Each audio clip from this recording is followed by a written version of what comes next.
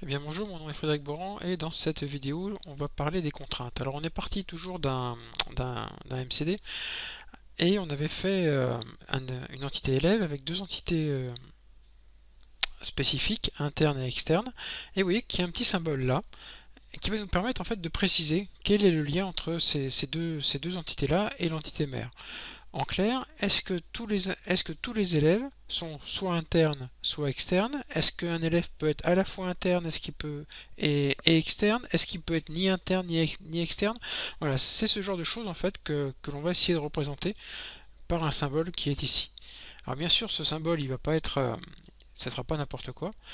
On va travailler en fait sur une théorie, théorie des ensembles, avec différents cas. On a différents éléments à placer dans des ensembles et on va se poser à chaque fois deux questions. Est-ce que les ensembles couvrent tous les cas? C'est ce qu'on appellera dans ces cas-là une contrainte de couverture. Ça veut dire que un élément il est forcément dans un des ensembles qu'on a représenté. Non couverture, c'est-à-dire que il y a des éléments qui ne seront pas dans les ensembles. Est-ce qu'il y a des éléments qui sont communs ou pas aux différents ensembles? C'est-à-dire que est-ce que les ensembles sont exclusifs l'un de l'autre ou pas?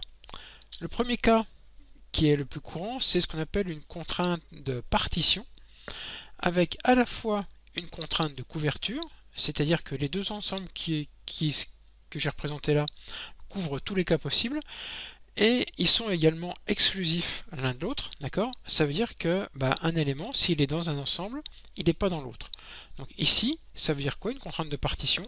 C'est que les deux ensembles sont exclusifs l'un de l'autre et ils couvrent tous les cas. Ça veut dire qu'un élément, il est soit dans l'un, soit dans l'autre, mais obligatoirement dans l'un ou dans l'autre.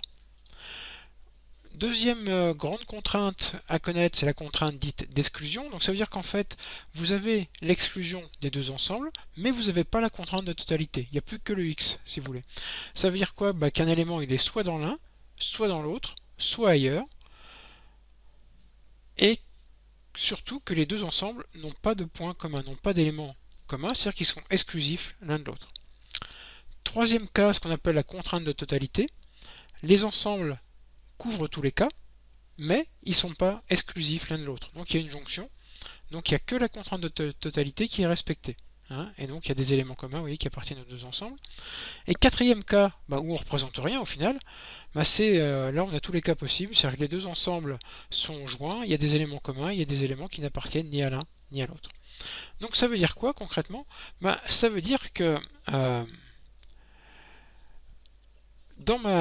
pour revenir à mon MCD, ici, je vais mettre une contrainte dite de partition, à savoir qu'un élève, il est soit interne, soit externe, mais il est forcément l'un des deux. Donc ça se représente avec la partition avec le petit xt que je mets là. L'outil que j'utilise n'est pas forcément terrible pour ces contraintes de partition. Mais voilà, en fait, la contrainte, vous allez la mettre dans cette demi-lune là. Alors selon les symboles, des fois c'est un triangle, mais en fait on la pose ici.